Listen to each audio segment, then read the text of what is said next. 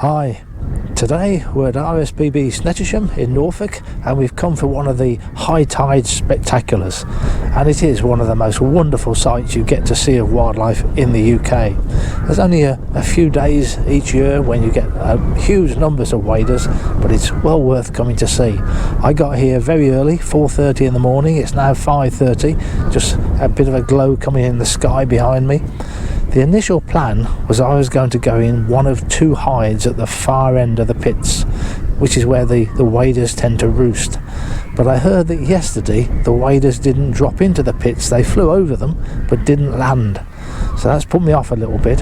So I'm staying on the beach, which is also a wonderful sight to see the birds swirling about on the mud flats. If they do start to drop into the pits, then I'm going to walk back to one of the hides. The only problem with doing that is this is such a popular place, the hides can be chock-a-block with photographers, and I might not be able to get in there. But say yesterday I'm told there weren't that many people here, not that many photographers, so perhaps I can get the best of both worlds, get to do them on the mud flats and then walk over to the hides later.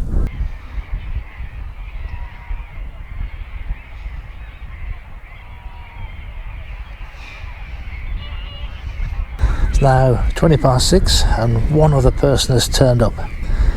Last time I was here, last autumn, even in the dark, there was hundreds of people here. I was starting to think I'd come on the wrong day.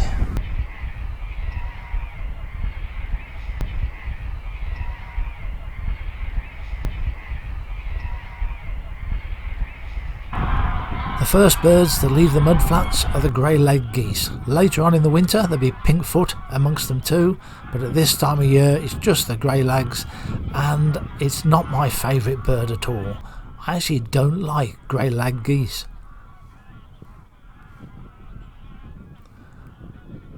Before the sun gets fully up, the knot are pushed off the mud by the incoming tide, and they're swirling about, and it's just a wonderful sight to see. Now the sun has got over the horizon, it's lit them up a bit. I like to make my mind up at the start, am I going to do video or stills pictures today? And I decided this was a video morning. And I'm using the Panasonic Lumix GH6, and notice I've got a dust hair on the sensor. It wasn't there when I started, the first few clips it was missing, and then it appeared. I tried using the menus with the sensor cleaning option, which vibrates the sensor very heavily, but it didn't get rid of it, and I didn't have a blower brush with me. I don't get dust on the OM1 camera, or very rarely, but every other digital camera I've had suffers from dust issues like this. As a stills picture, it wouldn't matter, so easy to get rid of as a stills picture. But trying to get rid of dust in video is more tricky. I have managed it in the past, but it's not an easy thing to do. I'm shooting at 120 frames per second 4K, but I've got the variable speed off, which means I have to slow it down in post-production, but at least I do have 120 frames per second, so you can slow it down very effectively. It doesn't slow it down when you look at your pictures on the back of the viewfinder, it's going at normal speed. But the advantage of having the variable speed off is that it will autofocus at 120 frames per second 4K, and for this subject I thought it would help a lot if it was autofocusing. So here I've now slowed it down in post-production, and this is approximately 5 times slow, and I really enjoy looking at wildlife in slow motion.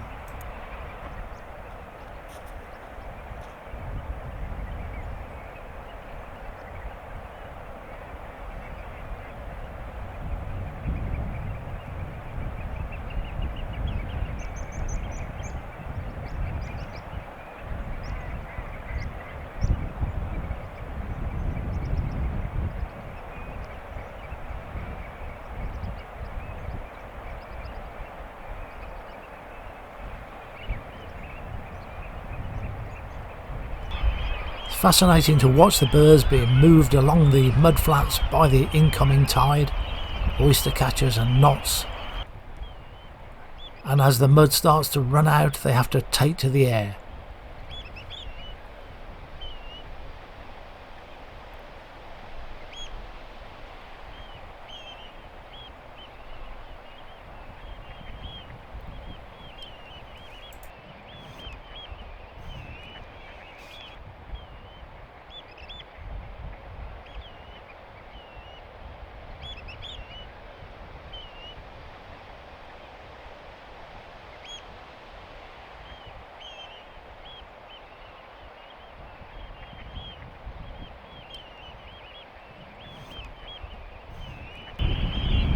The black and white oystercatcher has also been pushed off the mud flats.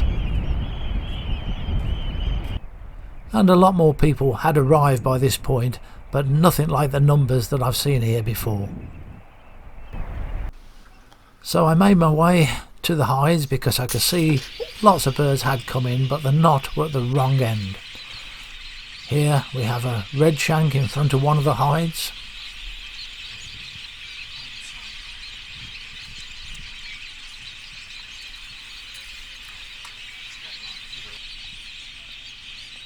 And whenever you see a bird preening or bathing, a very good chance of it jumping up in the air at the end like that. So this greenshank, I was getting ready to photograph it as it leaped up in the air. But clearly this greenshank hadn't read the manual. It didn't know what it was supposed to do, so it went crazy.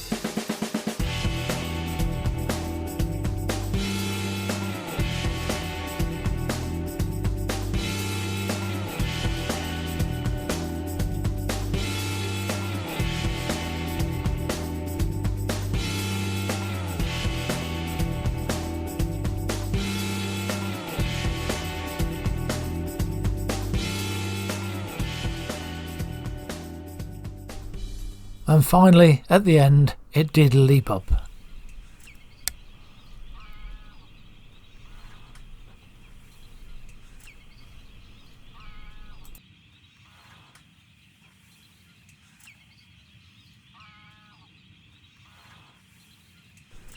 Greenshank being joined by a Dunlin.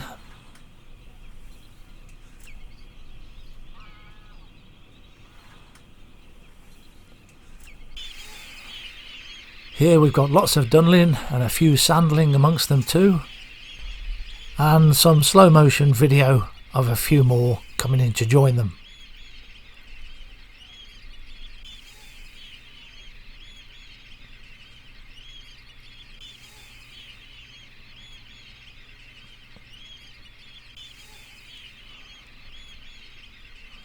The problem with high tide wader roosts is once the birds have landed, there's often not much activity and you're really waiting for them to take off again, and perhaps a passing peregrine might disturb them. But there's a lot more interest to be filmed and photographed when they're flying about.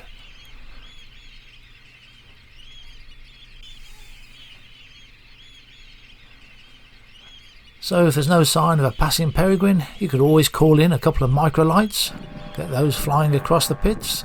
That will do the job, that will disturb them all.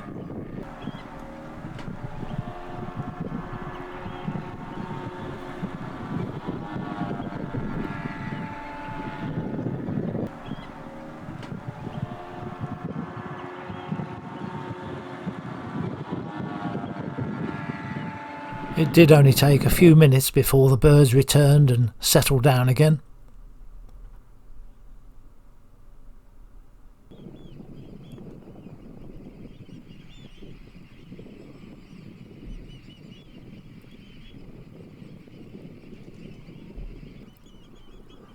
The knot were at the far end and there isn't really a hide close enough to photograph them.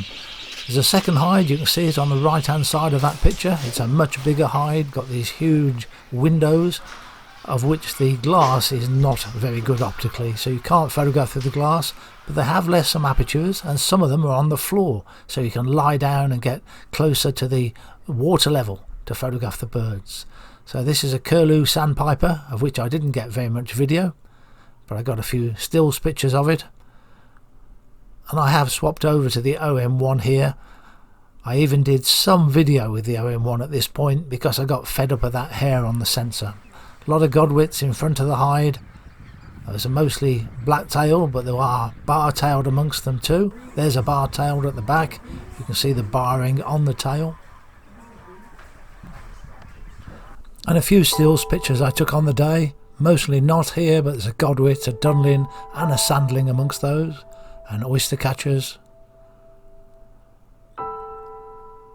My favourite picture was a large group of knot going across the moon.